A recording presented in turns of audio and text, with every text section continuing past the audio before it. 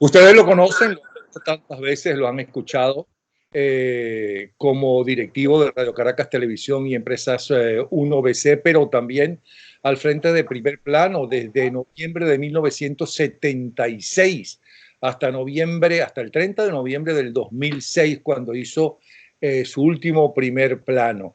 Él primero ejerció como abogado, es periodista y ya lo ven, es empresario. Bienvenido, Marcel Granier. Es un honor entrevistar al entrevistador. Eso es recíproco, muchas gracias. No, pero me toca a mí entrevistar hoy. Marcel, ¿cuál fue el último programa? 30 de noviembre del 2006, que no recuerdo cuál fue el invitado. No recuerdo. Hace ya muchos años de eso. O sea que no fue tan importante para ti ese último programa. Pensaba que iba a ser el... Porque recuerdo muchos programas, pero ese no lo recuerdo. Esos fueron tiempos tan complicados. Me imagino que siendo época de campaña electoral ha podido ser alguno de los candidatos. Es posible. Ahora bien, de toda la gente que te ha tocado entrevistar durante tantos años, ¿cuáles programas recuerdas, cuáles invitados recuerdas como los más enriquecedores? Mira, varios, recuerdo varios. O sea, recuerdo, por ejemplo, mucho. Carlos Andrés Pérez siempre fue un magnífico entrevistado. Rafael Caldera, Arturo Uslar, Carmelo Lauría era un muy buen entrevistado. Jorge Olavarría era un muy buen entrevistado. Muchos recuerdo. Bueno, o sea, programas sobre el tema educativo siempre fueron muy buenos, con Luis Alberto Machado, con Francisco Cerdel Vegas, o sea, muchos recuerdos. Bueno, tú tuviste además a tu alrededor gente sumamente talentosa, en especial alguien que yo quise muchísimo, como fue Gloria Mirós, que fue antes, pero ella te quería más a ti que a mí. Es más, a quien quería es a ti. La quise mucho y la admiré mucho y me hizo mucha falta. Ahora, yo recuerdo que estuvimos juntos la noche del cierre de Radio Caracas Televisión hasta 5 minutos antes en que bajaste al estudio.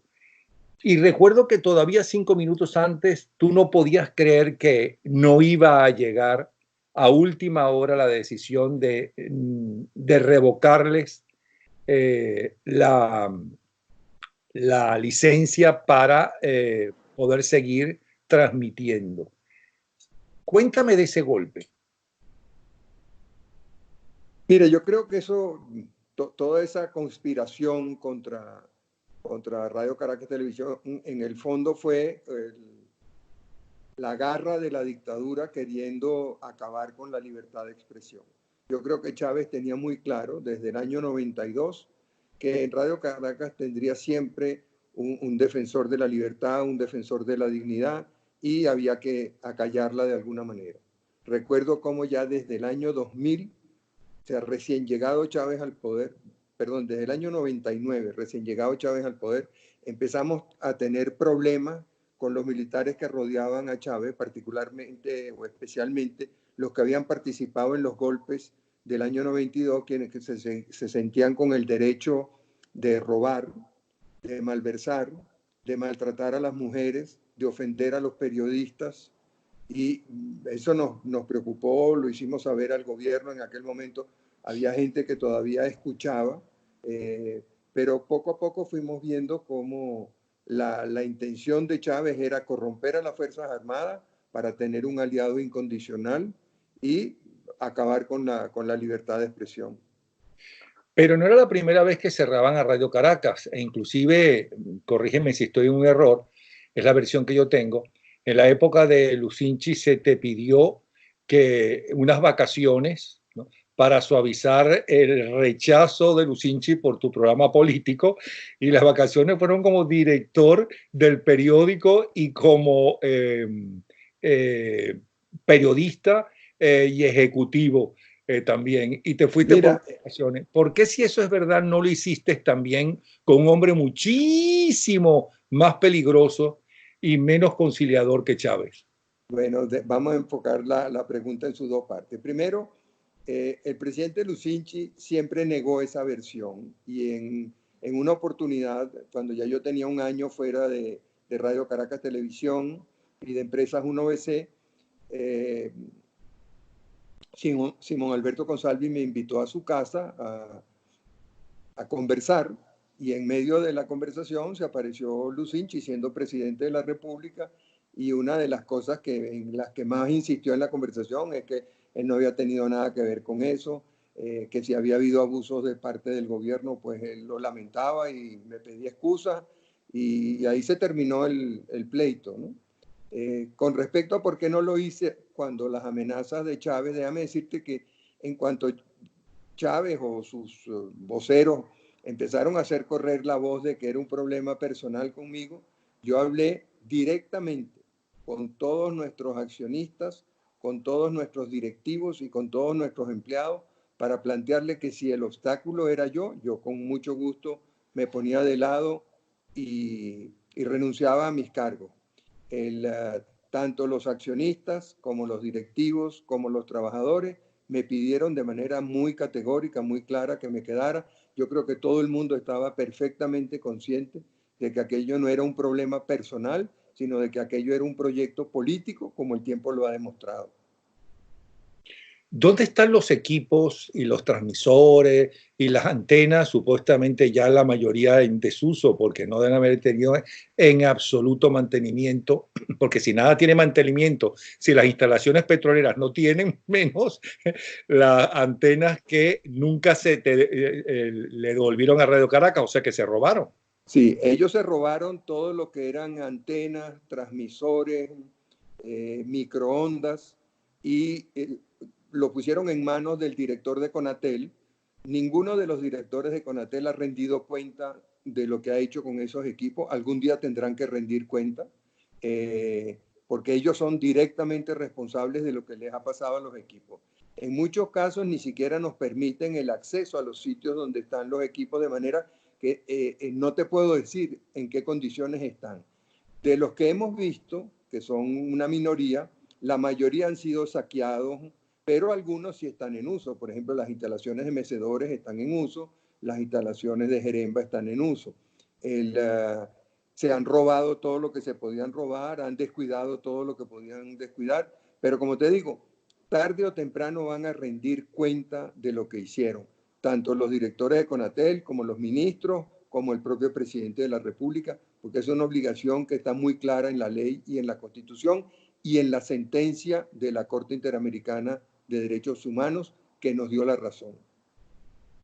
Ahora bien, si para uno que creció viendo Radio Caracas Televisión, y supongo que tú también, porque tenemos más o menos la misma edad, aunque tú eres mayor, por ser las moscas, fue un golpe demasiado fuerte e increíble ese cierre. Háblame con el corazón. Yo sé que eres abogado y ejerciste como abogado, ¿no? Y tu formación también, ¿cómo se llama? Te cuesta, pero, y eres más bien tímido, por lo tanto, pero háblame con el corazón. ¿Qué fue ese cierre de Radio Caracas Televisión para ti? Bueno, un golpe durísimo, durísimo. O sea, yo tenía en ese momento más de 40 años trabajando en Radio Caracas Televisión. Cuando yo llegué, éramos una pequeña empresa con muchos problemas económicos. En el momento del cierre éramos una gran empresa que no solamente tenía más de 3.000 empleados y le daba trabajo indirectamente a otras 5.000 personas. Tenía además una escuela de formación de personal de la cual yo me siento muy responsable, que tenía más de 7.000 alumnos. De manera que imagínate lo que uno siente cuando ve el trabajo de toda su vida, más el trabajo de toda la vida de gente como Peter o como Billy Phelps, destruido por el capricho de un arbitrario, de un abusador, de un déspota como Hugo Chávez.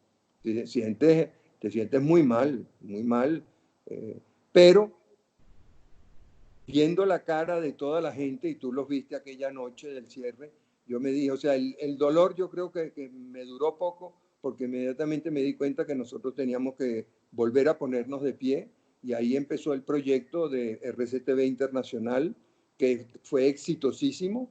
En menos de 2 años nosotros teníamos el primer lugar absoluto, triplicando al que venía de segundo en todo lo que era la televisión por cable y satélite, y ya estábamos alcanzando en niveles de sintonía a los canales de televisión abiertos. O sea que sí, sientes un gran dolor y sientes una gran tristeza de ver todo lo que se ha destruido, pero también eso te da ánimo y entusiasmo para seguir en la lucha y para emprender otras cosas. Pero aquella noche lloraste en tu casa cuando llegaste a tu habitación. Mira, después de grande solo lloré el día que murió papá. O sea que yo lloré, en cambio tú no, por Radio Caracas Televisión, no lo puedo Bueno, creer. yo tenía una cara que mantener, yo tenía una responsabilidad y ya yo estaba pensando en lo que íbamos a hacer al día siguiente, en la reunión que íbamos a tener ese lunes en la mañana con todo nuestro equipo para volvernos a poner de pie. ¿Qué hay en los estudios ahora de Radio Caracas Televisión? Bueno, me encantaría que fuera, aunque creo que tienes limitaciones para ir a Venezuela, pero están funcionando a plena capacidad. Pero para trabajar para otras emisoras en el extranjero. Sí, sí. Bueno, y para nosotros, para producir y vender.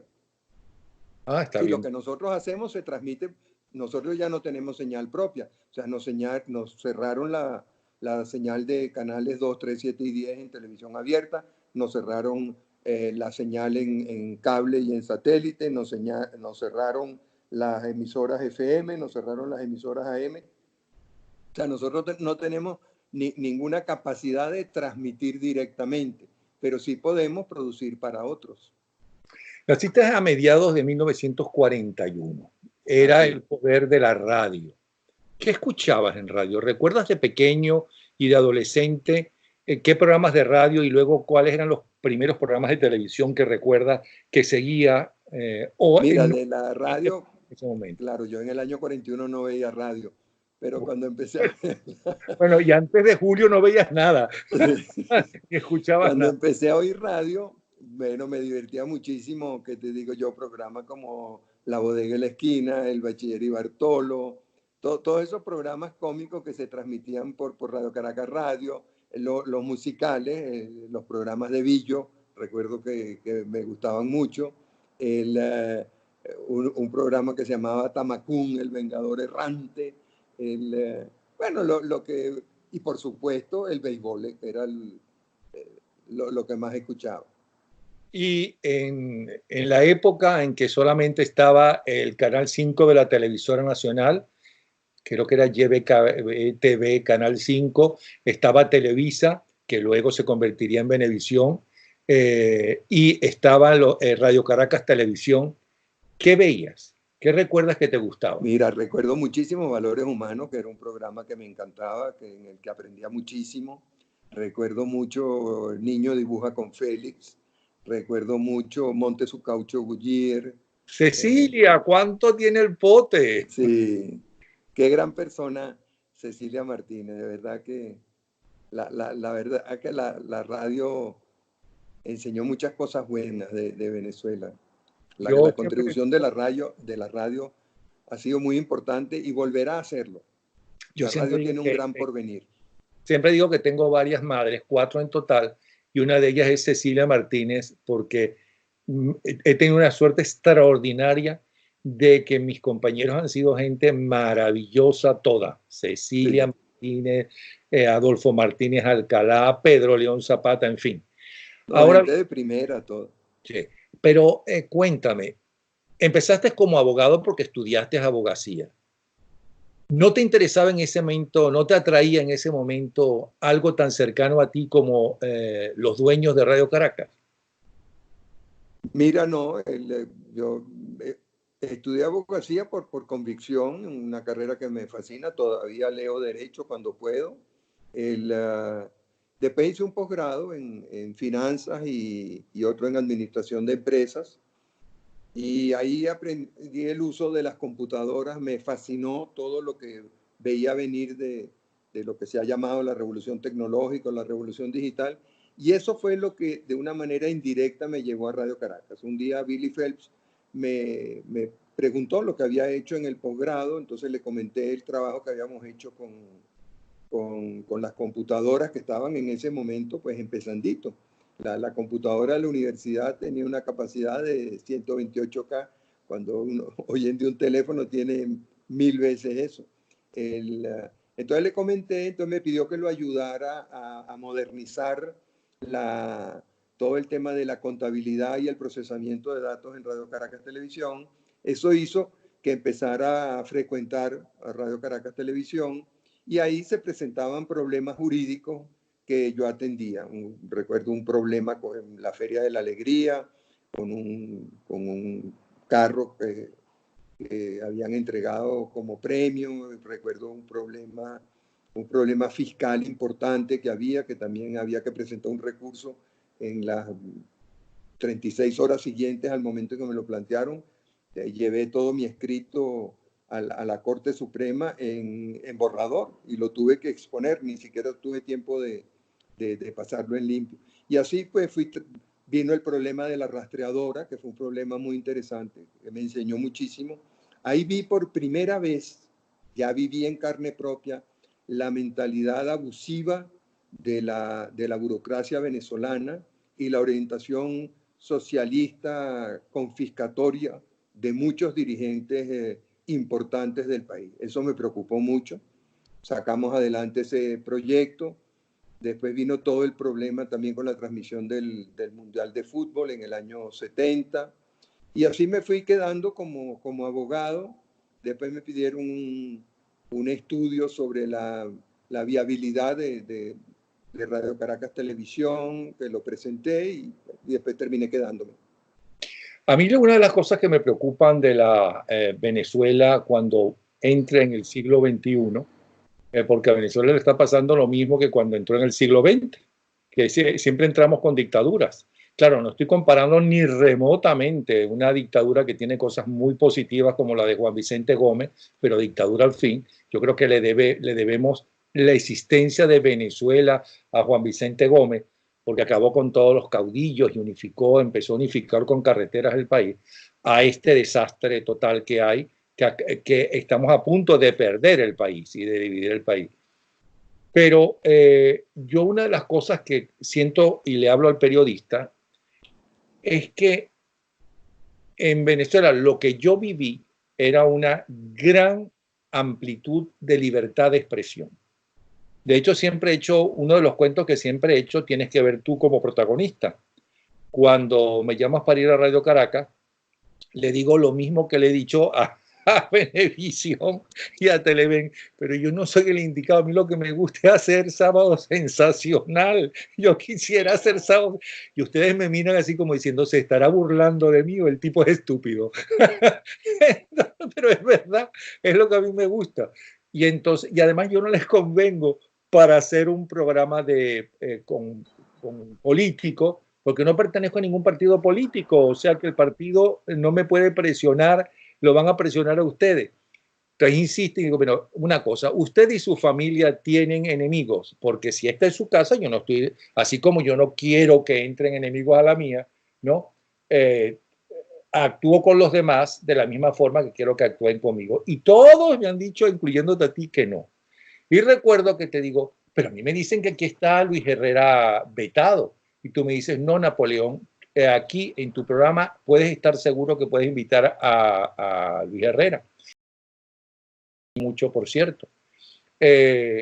Y cuando el cierre de Radio Caracas, ¿no? Discutí con él que estaba cometiendo un error, que lo que tenía que era que destituir al director del psiquiátrico donde mandaron al niñito, y después llamar a Marcel Granier y decirle, mire, gracias Marcel por su denuncia, no solamente fue destituido, sino que quiero que vayan para ver cómo está como una tacita de plata eso. Entonces voy a donde Luis Herrera y le digo, mire, yo voy a empezar en Radio Caracas y yo quisiera que usted sea el... Ah, no, entonces te pregunto a ti, entonces te puedo sentar al lado de Luis Herrera en el primer programa, y tú me dices, claro. Y entonces voy a donde Luis Herrera y Luis Herrera dice, no, yo no vuelvo a entrar a Radio Caracas por lo que me hicieron. Entonces le volví a recordar, ¿no?, que la que metió la pata, es verdad que se metieron con su esposa indirectamente, ok, Pero no fue Radio Caracas quien vetó a Luis Herrera. Luis Herrera no quería entrar y le dije, y eso es un error porque Radio Caracas no solamente es poder, sino es historia. Ahora, las presiones de ustedes, de los directivos, por parte de los presidentes y de los ministros, ¿cómo han sido? Mira, la relación con los presidentes de todo periodista, de todo medio de comunicación, siempre es muy complicada, porque una de las funciones fundamentales de cualquier medio de comunicación es denunciar al poder, denunciar los abusos del poder, denunciar los errores del poder. De manera que siempre fueron difíciles. Las más difíciles, por supuesto, pues con Chávez, que era un patán absoluto, que no creía en la libertad, que no creía en la democracia, que no creía en la dignidad de las personas, que no creía en el diálogo. Por eso descartemos eso. De los presidentes democráticos, cuando estaban en el poder las relaciones eran complicadas, cuando estaban en la oposición las relaciones eran muy fáciles y muy cordiales. De manera que como en Venezuela había alternabilidad en el poder, pasábamos de periodos de mucha tensión y de mucha dificultad en la relación a periodos posteriores muy agradables, donde uno conversaba sobre el país, sobre el futuro del país, sobre la historia, sobre mil cosas muy agradables. Yo recuerdo haber tenido buenas relaciones en ese sentido con todo. En el momento que ejercían el poder, siempre era complicado. Como dijo, creo que fue el presidente Calderón una vez, que porque no nos parecíamos todos a la revista Hola, que siempre era tan bonita. Pero con el único que no cerraron fue con Caldera y bueno, con Lucinchi no lo cerraron, Radio Caracas, ¿no? Y con Ramón J. Que yo Velázquez. no, con Velázquez la relación siempre fue muy buena. Fíjate, claro, fue breve el periodo y todos queríamos hacerle más fácil la tarea. O sea, yo creo que había una conciencia en el país de las enormes dificultades. Es como lo que está pasando ahora, pues todos queremos hacerle la vida lo más fácil posible a Juan Guaidó para que pueda poner al país, encauzar al país nuevamente. Y todo esto viene a cuento porque recuerdo estábamos reunidos Miguel Enrique Otero, Ángela y yo. No recuerdo cuál es el político y eso que me impactó, lo que escuchó y que además lo dijera al lado de Miguel Enrique Otero. Estaban hablando de lo que en los primeros años de Chávez, cuando, no el primer año y segundo, que todavía no tenía poder y todavía tenía relaciones públicas, hacía relaciones públicas con los medios. Pero ese político que de verdad se me borró en la mente él, porque diga, estos como piensan todos, dijo, él está haciendo con los medios, porque ya empezaba a presionar a los medios, pero no de la forma que luego lo hizo. Es lo que siempre hemos querido hacer nosotros, porque los medios son demasiado independientes, ¿no? Mucho me temo que Venezuela del siglo XXI va a empezar con un retroceso, porque como inclusive ya que mencionamos a Gloria Miró, que admiraba mucho a Francia, iba mucho a Francia, de hecho una vez fuimos juntos a Francia y a Inglaterra, ella decía que en Venezuela había muchísima más libertad que en la propia Francia. Me temo que lo que viene, por lo menos en los primeros años, va a ser no lo que se ve ahora, pero que se va a coartar la libertad como antes no se hacía. ¿Qué piensas tú de eso? Mira, no estoy de acuerdo. Yo creo que, primero creo que los medios tradicionales, los que tú y yo conocemos y donde trabajamos, están en un proceso de debilitamiento creciente y que están apareciendo nuevas formas de comunicación. Yo recuerdo hace 40 años un pequeño ensayo que yo escribí sobre el futuro de las comunicaciones y yo decía que íbamos a formas mucho más directas de representación. Uno de los grandes problemas que estamos viendo ahora es una desconfianza enorme de la gente hacia todos los intermediarios que ha tenido. O sea, los medios de comunicación en relación con todo lo que es la información, los dirigentes políticos en lo que es su representación ante los poderes. De manera que vemos que esos intermediarios han perdido la confianza de la gente y la gente está buscando formas directas de comunicarse. Y por eso tú ves que hay problemas, en este momento hay problemas en el mundo de todo tipo y de todos los regímenes. O sea, desde los problemas que vemos en Hong Kong con la dictadura china, o los problemas que vemos en Chile con un gobierno liberal, democrático, exitoso, los problemas que vemos en Bolivia, en Ecuador, a donde tú te voltees hay problemas, y esos problemas, una de las cosas que te ponen de manifiesto es que la gente ya no confía en los intermediarios. Ya la gente no forma su opinión en base a lo que escucha en los programas informativos o en los programas de opinión. Ya la gente no cree en lo que le dicen sus diputados y sus dirigentes políticos, sino que está buscando formas directas. Y unos dirigentes de esta época, del siglo XX, cuando empiezan a aparecer, del siglo Bueno, XXI. fíjate, una de las cosas que vemos en Venezuela, y es parte del problemón que tenemos en Venezuela, aparte de todo lo que es la destrucción del Estado y el desmoronamiento del país, uno de los grandes problemas es que la gente confía en muy pocos dirigentes. O sea, tú tienes dirigentes que hasta el año 2000 o tenían influencia en el país, tenían participación, representaban partidos políticos con mucha tradición y con mucha fortaleza, y que hoy en día no le hablan a nadie. O sea, por ponerle nombre y apellido, Acción Democrática y COPEI hoy en día no representan nada en Venezuela. La gente no quiere nada que ver con ellos, a pesar de la gran historia y de los grandes logros que tuvieron en la construcción de un Estado democrático, de un Estado libre, en la búsqueda y la reivindicación de nuestros territorios y de nuestras áreas marinas. Hoy en día la gente no les reconoce nada, no les interesa, no quieren oírlo. Como en 1920 tú le hubieses hablado a la gente del gran partido liberal amarillo, y ni te entendían, ni sabían de qué les estabas hablando, ni les interesaba. O sea, así como los partidos liberal y conservador desaparecen en el cambio del siglo XIX al siglo XX, los partidos Acción Democrática, COPEI y más desaparecen con el cambio del siglo XX al siglo XXI. Y vemos que están apareciendo nuevos dirigentes. Y vemos cosas tan curiosas como al principio la gente va buscando los nuevos liderazgos. Y entonces aparece Julio Borges, después aparece Leopoldo López, después aparece Enrique Capriles y aparece María Corina Machado. Y tú ves cómo, sobre todo en los casos de los tres primeros, ellos van desapareciendo de la escena política, y entonces aparece una nueva figura que es Juan Guaidó. Juan Guaidó aparece al mundo político en el año 2007 con ocasión del cierre de RCTV. Es una persona completamente nueva que no ha militado en ninguno de esos partidos tradicionales y que ni siquiera ha vivido en democracia, pero cree en la democracia, cree en la libertad y logró enganchar con la gente. ¿Y qué es lo que hace que una persona enganche hoy en día con la gente? No lo sabemos.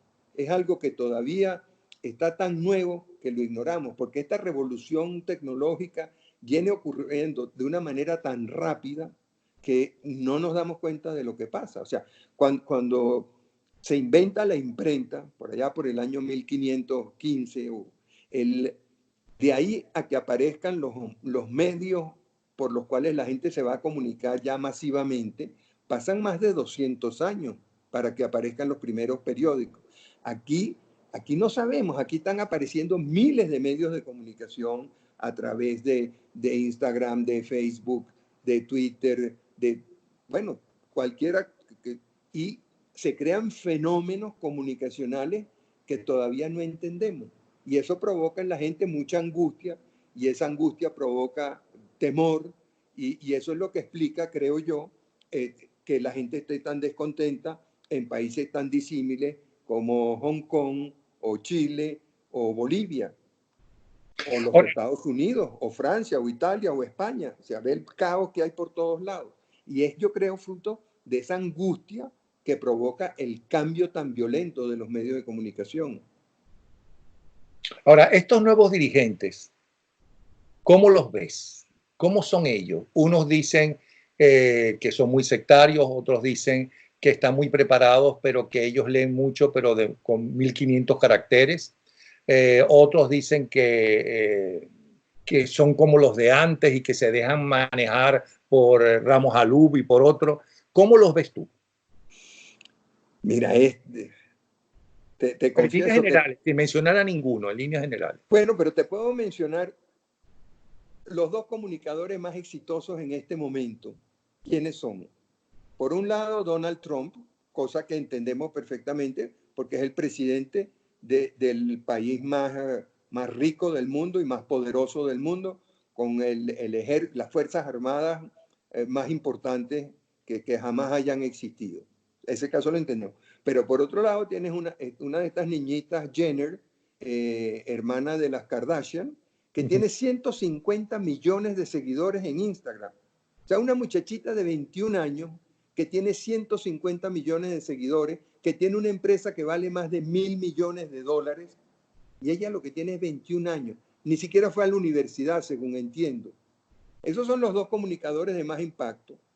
Entonces, eso desconcierta. O sea, nosotros que estamos acostumbrados, o sea, los que hemos trabajado toda la vida en el periodismo, en la comunicación social, estamos acostumbrados a ver quiénes eran los dirigentes. O sea, cuando va surgiendo la figura de Carlos Andrés Pérez, nosotros no teníamos duda de que era un dirigente de muchísima fuerza, de muchísimo poder.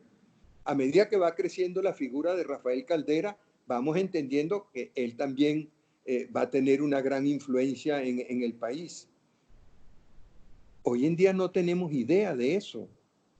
No sabemos. O sea, nosotros hemos visto cómo el liderazgo de Chávez se fumó, ¿no? De haber tenido grandes niveles de aceptación, cómo se ha convertido en niveles muy bajos. Lo mismo hemos visto con el caso de dirigentes importantes como Enrique Salas Romer, o como Julio Borges, o como Leopoldo López, o como Enrique Capriles. O sea, vemos que no entendemos cómo se crea ese enganche entre la gente y la dirigencia. O sea, no hace nada. Sebastián Piñera fue elegido con una mayoría importante presidente de Chile. Y por Míralo hoy en segunda día, vez, por segunda vez. Hoy en día está totalmente desconcertado. Tú lo ves que está como un pollo descabezado. Y así vemos, mírame el desastre que está ocurriendo en España en este momento, o en Italia, o en Estados Unidos. O sea, cómo surge la candidatura de Donald Trump, que ni siquiera era republicano y que derrota a 16 candidatos republicanos, y vemos cómo el Partido Demócrata ahora también tiene más de 15 candidatos, todos enredados entre ellos. No, nadie sabe qué es lo que la gente quiere, qué es lo que la gente busca. Y eso, volvemos al tema inicial, ese desconcierto produce confusión, esa confusión produce angustia, esa angustia produce miedo, y ese miedo hace que la gente pues salga a la calle en la forma que está saliendo. O sea, ¿cómo vamos a salir los venezolanos de este lío en el que estamos metidos? ¿En qué dirigente vamos a confiar? En enero de este año, o sea, hace 10 meses, estábamos todos sorprendidos y encantados con el éxito que había tenido Juan Guaidó. Tenía todas las condiciones para imponerse, y vemos cómo poco a poco eso se ha venido debilitando. Todavía mantiene un liderazgo claro, pero ya la fe que había hace 10 meses no es la misma que hay hoy. Y así lo mismo en todos los países. Hay un desconcierto total con la situación y con los cambios. O sea, ¿cómo es posible que el pueblo venezolano tolere la situación en que está? En donde los mandos del país están en manos de unos delincuentes, asesinos, narcotraficantes, ladrones. ¿Cómo puede un país aceptar eso? ¿Cómo puede una Fuerza Armada que dice que ha jurado una constitución que dice defender el territorio, la independencia, la soberanía y la seguridad de la gente, haberse convertido en un instrumento de mafias, de narcotráfico, de ladrones, de traficantes? Son cosas que no entendemos. pero tú estás optimista de que esta gente va a pasar. ¿Por qué estás optimista? Porque al principio lo decía, que iban No, a... mira, yo no soy tan optimista así. O sea, Siempre decimos, no, esto tiene que tocar fondo, esperemos a que toquemos fondo y entonces vamos a rebotar como el gran país que somos. Pero es que esto es el infierno y el infierno no tiene fondo, Napoleón. El infierno no tiene fondo. O sea, si los venezolanos no somos capaces de resolver el problema, digámoslo francamente y volquémonos a buscar ayuda afuera. O sea, Simón Bolívar, por citar un caso abusado, no tuvo empacho en salir a buscar apoyo fuera y tenía su legión británica y nunca tuvo complejo con eso. Yo creo que Venezuela está en una situación, no sé, parecida a la de Somalia, pues. Está tomada por unas bandas de gángsters, además de asesinos, sin escrúpulos de ningún tipo. Entonces, ¿cómo salir de esto? Yo siempre he creído que el problema de Venezuela solo lo podemos resolver los venezolanos. Pero mira, parece que como que no. Entonces, si es que no, yo creo que esa es la gran discusión que tenemos que tener. ¿Somos o no somos capaces de resolver el problema? Porque si no somos, mira, el mundo tiene un problema en Venezuela. La destrucción de la Amazonía más grave que está ocurriendo en este momento está ocurriendo en Venezuela, donde además son formaciones geológicas únicas en la Tierra.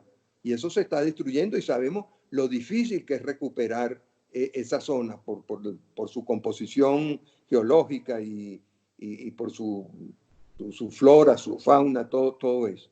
El saqueo que está ocurriendo ahí, la participación de Venezuela en el narcotráfico es una cosa que está creando problemas en toda Centroamérica, en los Estados Unidos, en Colombia, en Bolivia, en Perú.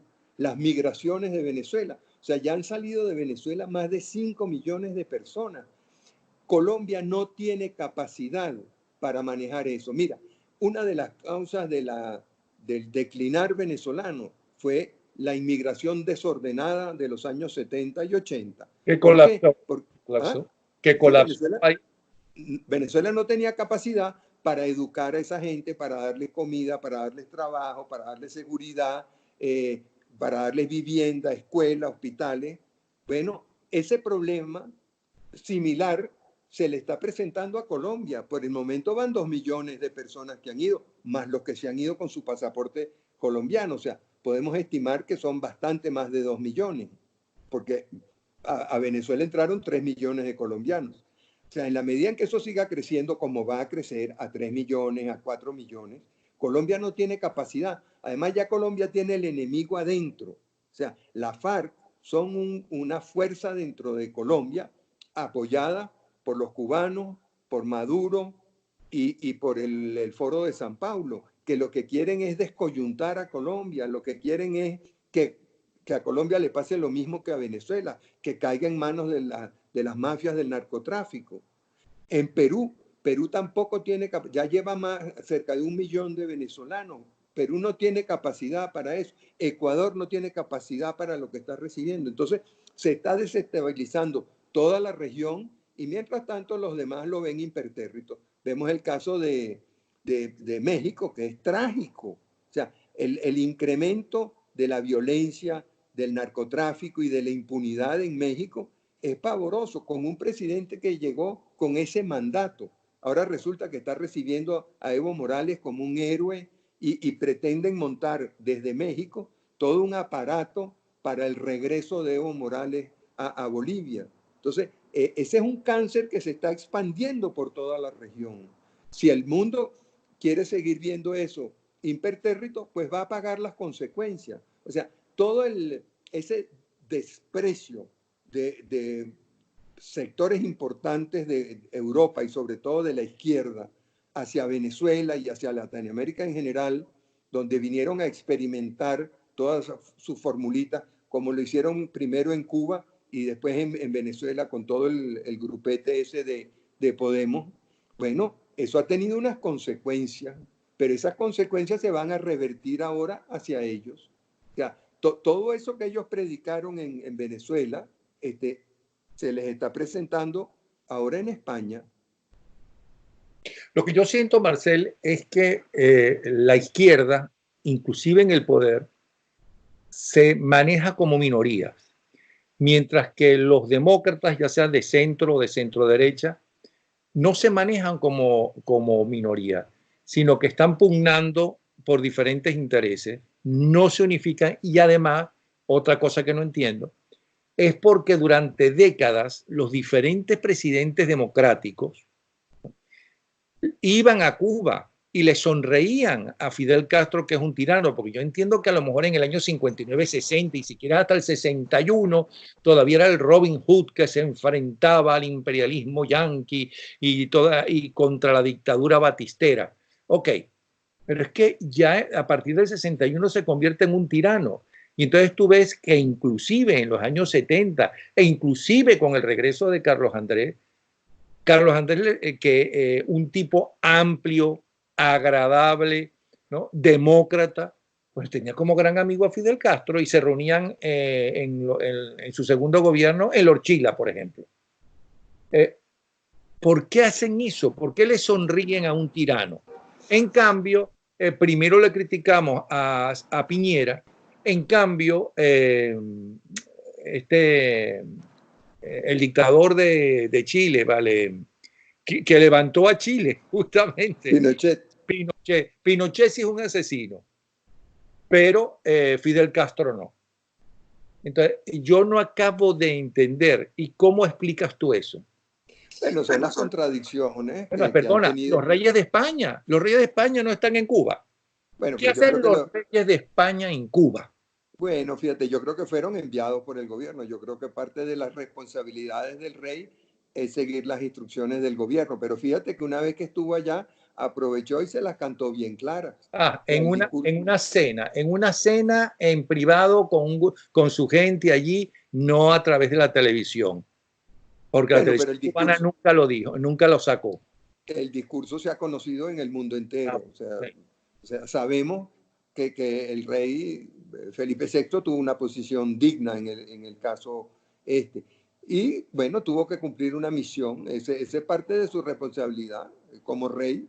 Él no es un monarca absoluto, él es un monarca constitucional sometido a unas reglas y unas obligaciones. Y si no le gusta, pues puede hacer como el padre que renunció y le abre el camino a su hija. Y si no, pues cumple con eso de la mejor manera que puede. Yo, al igual que tú, lamento muchísimo esa visita. Creo que es un pésimo ejemplo y es una demostración del tipo de gobernante que es este señor Sánchez, pues. Un tipo que llega a ser presidente del gobierno español con un título universitario plagiado, o sea, un título falso. ¿Qué puedes esperar de él, pues? Pero la pregunta que te hacía es, ¿cómo entiendes que ya en los años 70, 80, 90, todavía en vida Castro, habiendo sido acusado de asesino, los fusilamientos eran por televisión a la hora del almuerzo del pueblo cubano, habiendo sido acusado de apoyar el narcotráfico porque así supuestamente era un hecho revolucionario contra los Estados Unidos, todavía los dirigentes democráticos le sonreían e invitaban a Fidel Castro. Bueno, era una manera de llamarle la atención a los Estados Unidos. Es como el niño chiquito que le da una patada a la visita para llamar la atención, o que le da una pataleta para que el papá o la mamá se fije en él. Yo creo que conscientes de muchas de sus incapacidades, de sus carencias, muchos de nuestros dirigentes hacían esto para compensar sus fallas y para parecer como muy valiente frente al logro americano. O sea, Latinoamérica tiene justificadamente, tiene un gran complejo con los Estados Unidos. O sea, si tú miras un mapa del mundo en 1790, digamos, tú ves que Estados Unidos era un paisito mínimo formado por 13 colonias que habían declarado su independencia, que no eran nada, ni en términos de población, ni en términos de territorio, ni en términos de recursos naturales, comparado con el gran virreinato que era México, con el gran virreinato que era el Perú, o que era Argentina o que era la misma Colombia.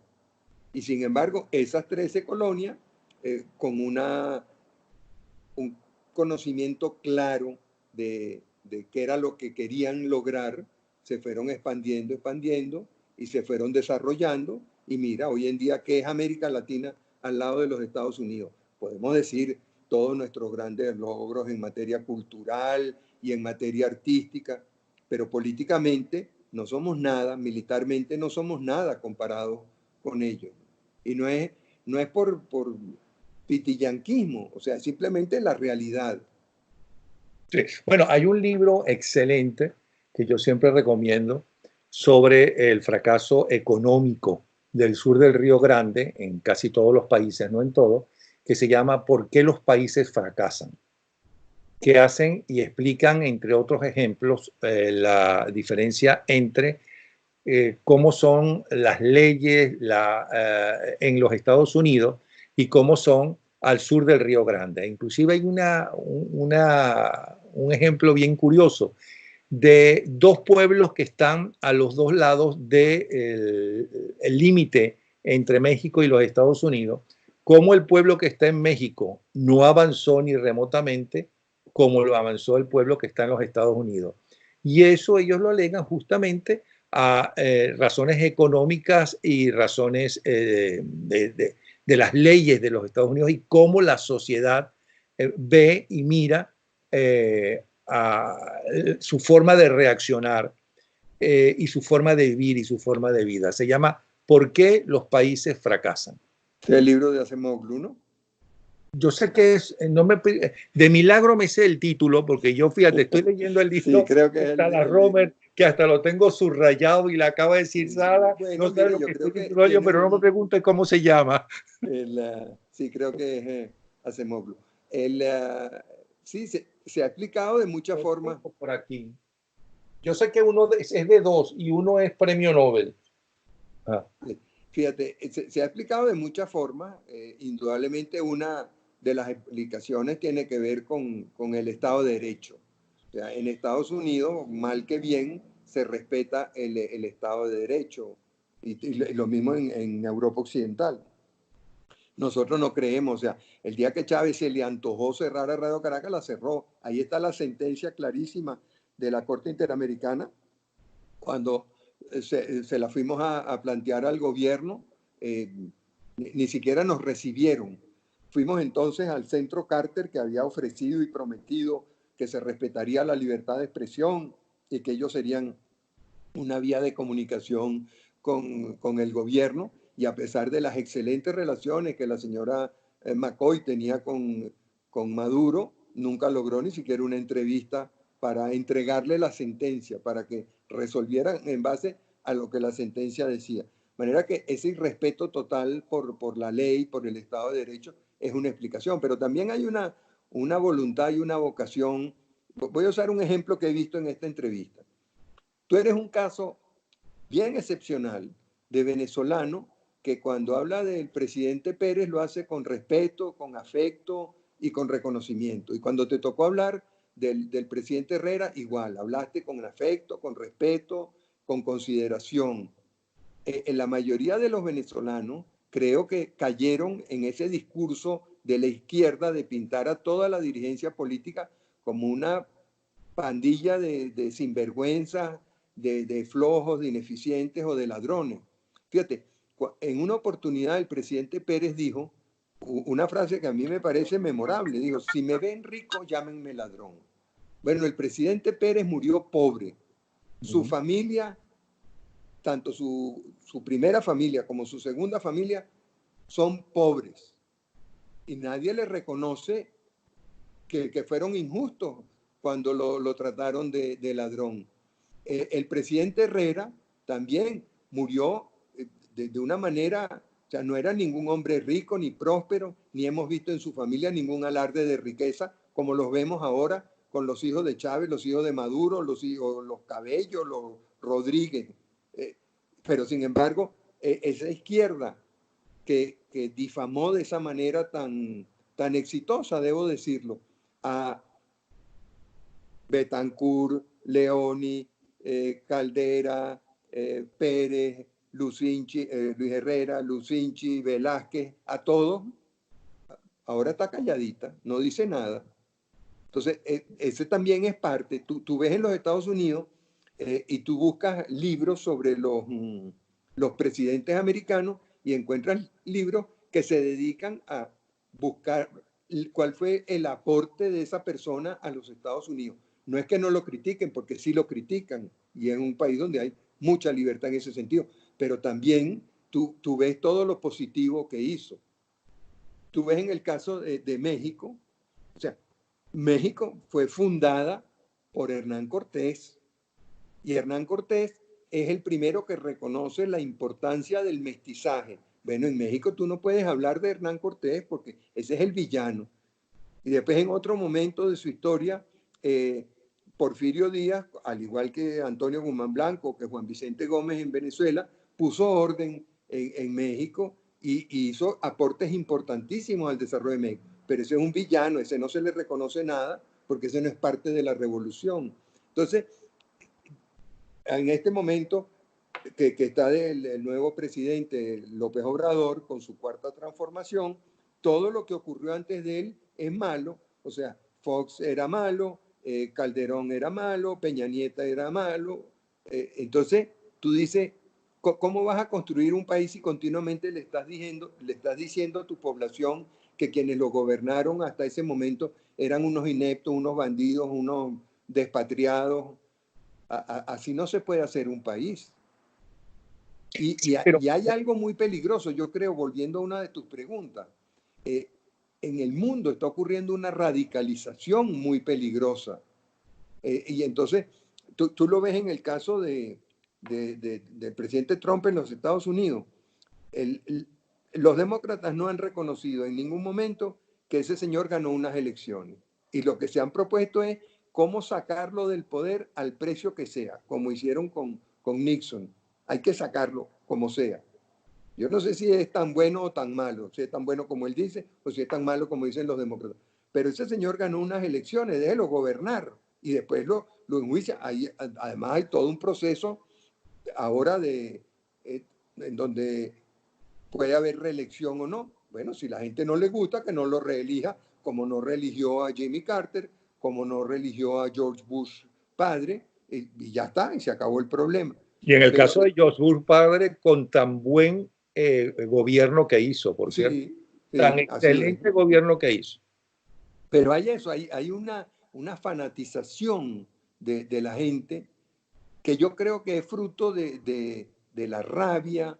Hay una gran pérdida de algo que tú comentabas hace un rato, de la capacidad de diálogo, la capacidad de entendimiento. O sea, una de las cosas buenas que tuvieron los presidentes democráticos de Venezuela es que no solamente, tal vez con la excepción del presidente Lucinchi, y después digo por qué, cuando llegaban a la presidencia, renunciaban a los compromisos partidistas y buscaban activamente ser los presidentes de todos los venezolanos. Y eso lo hizo Betancourt, lo hizo Leoni, lo hizo Caldera, lo hizo Pérez, pero ni el presidente Herrera ni el presidente Lucinchi lo entendieron. O sea, el presidente Lucinchi, primero, aquel horror de nombrar a todos los gobernadores, de nombrar gobernadores a todos los secretarios generales de Acción Democrática, o sea, una partidización del Poder Ejecutivo inaceptable, o aquellas declaraciones que alguien soltó, hizo públicas del presidente Herrera diciendo que había que acabar con los ADECO.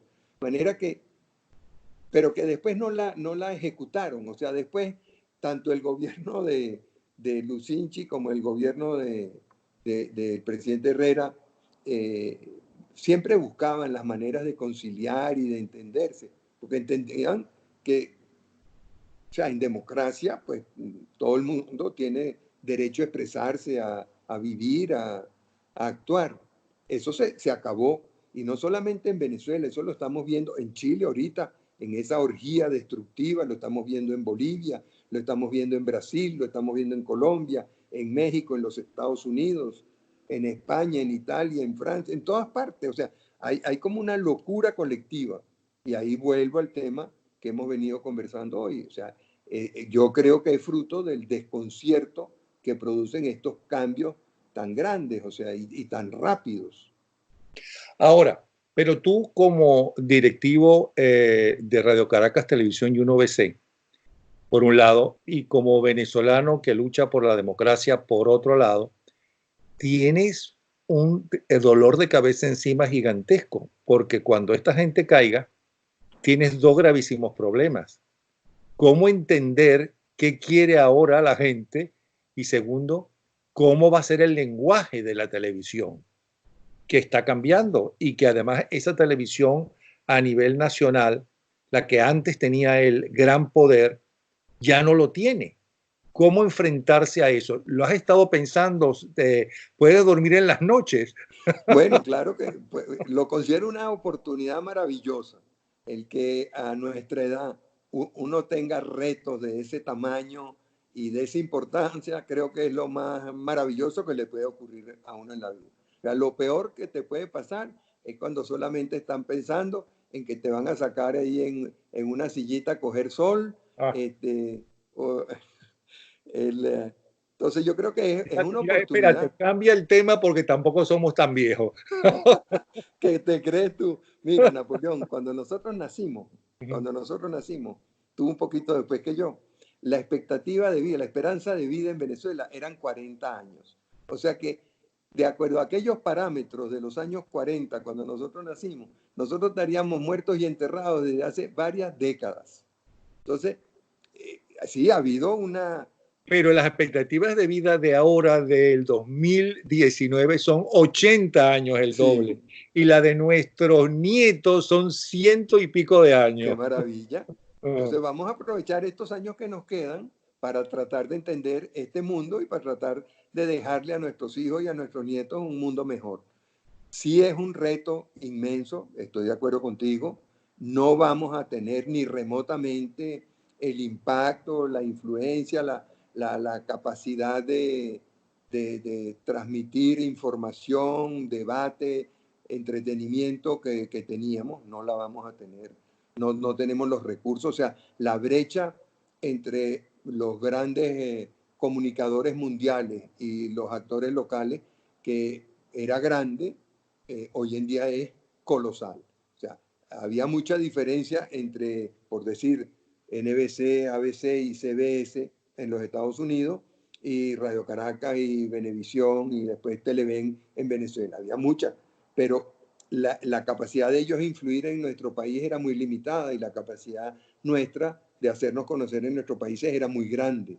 Hoy en día no, hoy en día, en el caso venezolano, entre otras cosas, porque los gobernantes de los últimos 20 años, o sea, Chávez y Maduro, se propusieron acabar con todo lo que era libertad de expresión, con todo lo que eran medios de comunicación autóctonos venezolanos, que tuvieran a Venezuela como primer propósito, como lo primero, como primera preocupación. Ellos han permitido que esas grandes metanacionales de la comunicación se hagan cada vez más fuertes en Venezuela y que los actores venezolanos se hagan cada vez menos importantes. Ese es parte del problema, que va a tener mucho más influencia lo que es Netflix o Amazon o Disney en Venezuela y en la agenda venezolana que lo que son los operadores que quedan actualmente. Eso es un reto y no es fácil porque el mundo se está abriendo y abriendo. De manera que cuando antes nosotros teníamos la ventaja de ser los que conocíamos el patio, ahora ellos tienen esa ventaja. O sea, con su capacidad de recabar, almacenar y procesar data, empresas como Amazon y Google y Facebook son infinitamente más poderosos que el Estado venezolano y no se diga que cualquier empresa venezolana. Entonces, tenemos que estar conscientes de eso. En el mundo que viene, además, los países bien integrados o los países pequeños van a tener mucho más flexibilidad. Venezuela está en un tamaño intermedio muy complicado y está muy dividido, muy fraccionado. Eso son complicaciones adicionales. De manera que sí pienso mucho en eso. Creo que el reto es formidable espero que estemos los venezolanos a la altura del reto, de entender el momento y además de entender que no es con palabras que se va a resolver el asunto, sino es el Estado cumpliendo con sus funciones, porque parte del problema que tenemos en Venezuela es que primero el Estado lo han destruido esta gente y de paso están destruyendo al país. O sea, cómo recomponer al Estado, cómo hacer que el Estado se ocupe de lo que se tiene que ocupar y que los ciudadanos, los particulares, como los querramos llamar, se ocupen de lo que se tienen que ocupar. O sea, Venezuela tiene que repensar todo su tema industrial, comercial, empresarial, financiero, pero también tiene que repensar su educación. O sea, yo creo que hoy en día a nadie le cabe la menor duda que la educación en Venezuela ha sido un gran fracaso, que después de que venía bien orientada, sobre todo después de la época de López Contreras y Medina, la influencia del maestro Prieto Figueroa fue terrible y tuvo un impacto terrible sobre la educación en Venezuela. Todos esos prejuicios contra la educación privada que llevaron a que en Venezuela más del 80% de la educación estaba en manos del Estado. Bueno, y estamos viendo los resultados. Los estamos viendo después de aquel fervor nacionalista, aquella locura con la nacionalización del petróleo, estamos viendo las consecuencias que algunos pocos anticiparon. O sea que el país tiene que repensarse, no solamente en materia de comunicación, tiene que repensarse en materia de educación, en materia de seguridad, en materia de salud. O sea, es un reto bien grande, bien considerable y que nos afecta a todos, no solamente a los comunicadores. Entonces, una cosa, yo estoy feliz de haber vivido dos grandes revoluciones. La de los años 60, que empezaron a cambiar todo lo que eran las relaciones familiares y demás, y que ya los niños no eran seres inferiores, sino empezaban a tener personalidad, voz y voto. Y esta, que es apasionante y es mucho más impactante, mucho más importante. Y esta es una gran revolución lo que estamos viviendo ahora, hoy en día. Pero claro, como todo cambio dramático es doloroso. Sin embargo, Marcel, ¿ya has hablado con tu gente cómo va a ser el primer día de transmisión de Radio Caracas Televisión? Sí, hemos hablado bastante de eso. Todavía no estamos 100% de acuerdo, pero sí hablamos mucho de eso y es de los temas que genera mucho entusiasmo y mucha participación. Ese es un día que todos además visualizamos con mucha ilusión, con mucha esperanza y yo creo que nos motiva mucho a seguir luchando. Pues espero estar allá y espero que me inviten. Estás invitado desde ya estás invitado. Y espero que puedas acompañarnos, así como nos acompañaste en tantas cosas buenas que hicimos juntos en Radio Caracas Televisión. Esta noche no hablamos de eso, pero tú sabes todas las cosas buenas que hiciste allá y el recuerdo que han dejado tus programas. Fíjate, una de las cosas que notamos mucho en los estudios de mercado que hemos hecho es en Venezuela en este momento hay un gran deseo de salir de esto, hay un gran deseo de cambiar, de abrir, pero también hay mucha nostalgia, ¿no? De aquellos programas de televisión, de aquellos animadores, de aquellas entrevistas, de los programas, o sea, el fenómeno de la Rochela es interesantísimo, de las novelas.